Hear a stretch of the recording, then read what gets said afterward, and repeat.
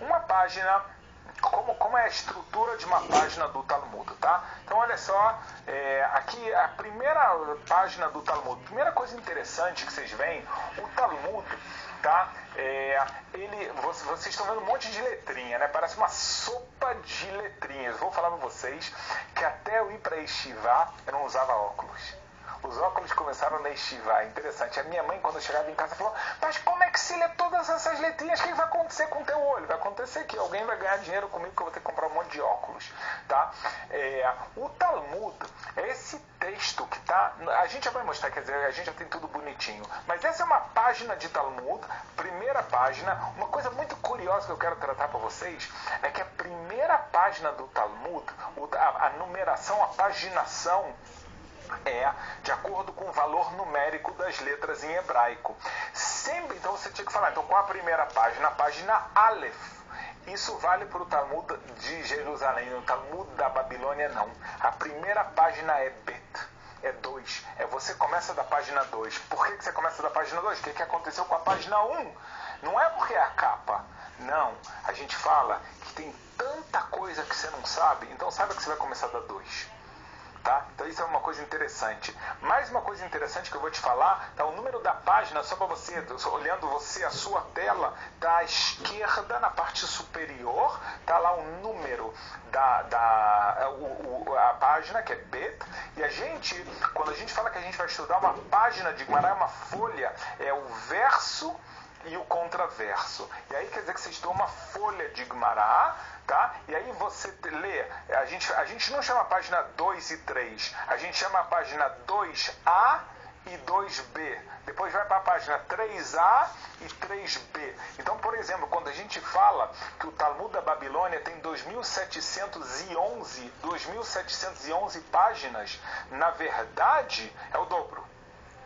Tá? São 2.711 folhas. Aí você fala, caramba, não é tanto assim, não é tanto assim. É porque quem estudou sabe como é complicado estudar isso, entender isso e assim por diante. Deixa eu mostrar para vocês, dentro dessa sopa de letrinhas que a gente botou na frente, o que é cada coisa. Olha só o trabalho maravilhoso da nossa equipe do contraste, tá? Olha só que coisa bonita. A primeira coisa, vocês estão vendo em amarelo, tá? Esse texto central, tá? Vocês já estão entendendo que esse tronco, tá? Não só o amarelo, mas o que segue embaixo do amarelo também é a parte da Mishnah com o Talmud. Eu já vou mostrar isso para vocês. Mas quer dizer que tudo que está do lado são comentaristas. Comentaristas que a gente vai tocar neles outra vez para você entender o Talmud.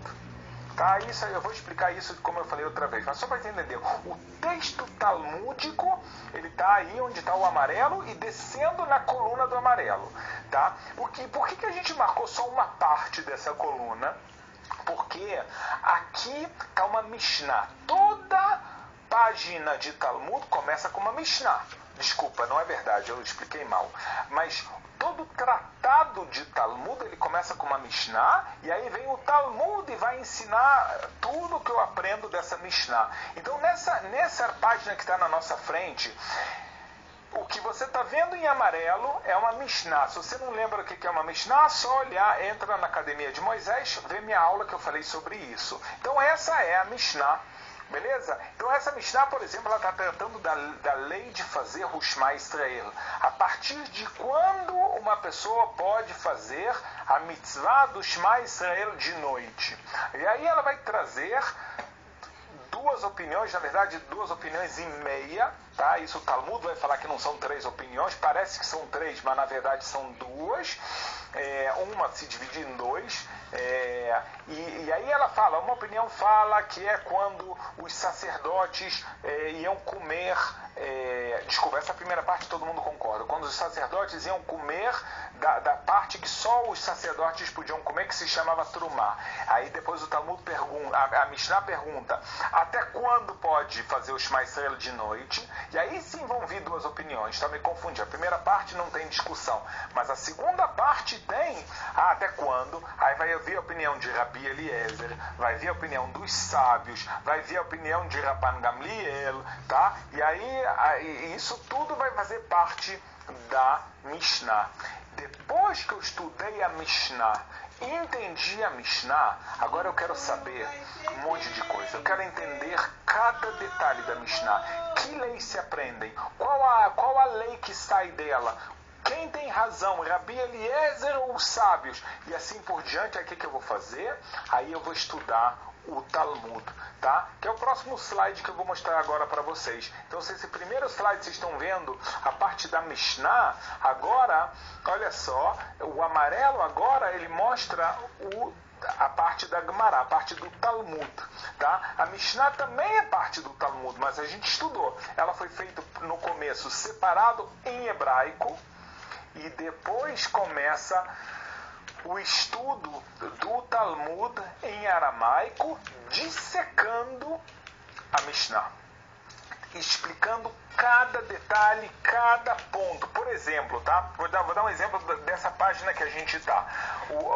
Existe a mitzvah de fazer o Shema Israel, tá? Shema Israel, quem não sabe, não dá para explicar tudo nessa aula, então a gente também tem um vídeo no YouTube sobre o Shema Israel, tá? Existe uma Mishnah, uma mitzvah, um preceito de fazer o Shema Israel, e esse preceito é feito à noite e pela manhã, tá? Agora, pergunta, então, a partir de quando é considerado noite, vem a Mishnah e fala a partir do horário que os sacerdotes comem da truma, daquela coisa que só eles podiam comer. Então o Talmud pergunta para tudo, antes de tudo, por que você começou com esse tema? Primeira pergunta do Talmud. Segunda pergunta, que hora é essa que os sacerdotes podem comer? É hora da saída das estrelas, aí é considerado noite. Pergunta o Talmud, por que a Mishnah não fala a partir do anoitecer? Por que ela tem que falar a hora que os sacerdotes comem? Então aí começa a aprender cada detalhe, cada coisa que a gente tem para aprender, tá? E isso que vocês estão vendo aqui, essa parte que vocês estão vendo em amarelo do Talmud, se você falar, então tem aqui umas 10 ou 12 linhas de Mishnah e umas 20 de Talmud, não, tá?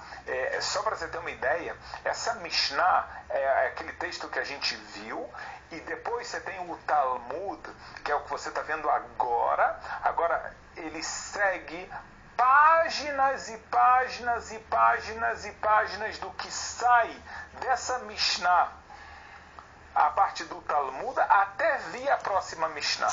Ou seja, um trecho de Mishnah às vezes pode ter 10 páginas de Talmud para ensinar tudo o que sai daquela Mishnah. Lembra que eu comecei essa aula falando exatamente disso? Que o Talmud vai pegar agora a Mishnah e vai me falar todas as leis que saem de lá. Então, quando você estuda o Talmud, você entende realmente como a Mishnah era muito comprimida, era totalmente uma compilação bem resumida. E aí vem o Talmud e dissipou o negócio, descomprimiu o negócio, né? E aí ele começa a te mostrar com detalhes todos os ensinamentos que saem dessa Mishnah. Por isso que uma Mishnah de 10 linhas pode ter 10 páginas de Talmud para explicar, tá? O que eu vou querer tocar outras vezes, tá? Com vocês Rabino, eu devo já estudar Talmud? Eu fiquei fascinado, e tem que ficar fascinado, mas chegou a hora, é isso mesmo. Quais as dificuldades, o aramaico e etc. O que são todos esses comentaristas? Qual que eu tenho que estudar? Se eu não estudar ele, eu vou entender? Tem 1000 perguntas que ficaram em abertos. Para isso a gente está numa academia. A ideia da academia é a gente estudar e crescer junto. E eu vou estar com vocês. E eu vou te orientar e você não precisa temer. Porque essa é a ideia. Quem quer crescer, a gente tem uma longa jornada. A gente não tem medo da longa jornada, porque a gente se encontra aqui mais de uma vez por semana, seja nas aulas online, seja nas offline, tudo que a gente vai passando. Então é um processo. Esse processo é maravilhoso e que bom que a gente está junto. Eu quero desejar a vocês um ótimo domingo, ótimo final de semana e, se Deus quiser, nos vemos em breve. Shalom a todos.